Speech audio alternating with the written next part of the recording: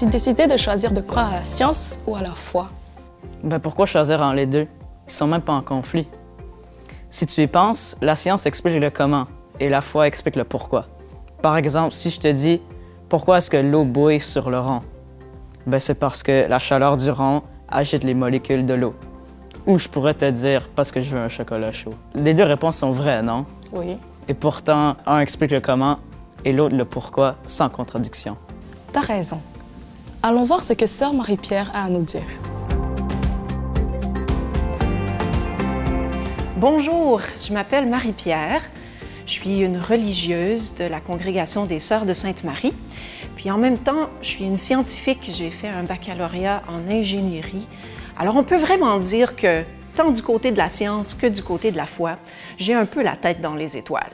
Souvent, quand on fait de la science et de la foi, on a tendance à faire une grande erreur, c'est-à-dire d'essayer de prendre des choses qu'on ne comprend pas, les mystères de la science, et de venir prendre Dieu pour boucher les trous des choses qu'on ne comprend pas.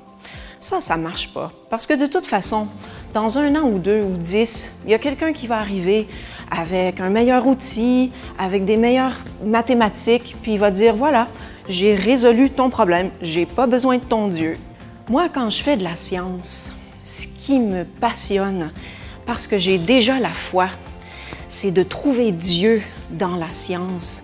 Parce que si je crois que Dieu a créé cet univers si beau dans lequel on se trouve, autant le plus grand, les étoiles, les galaxies, que le plus petit, le microbe, l'atome, il a laissé sa trace là-dedans.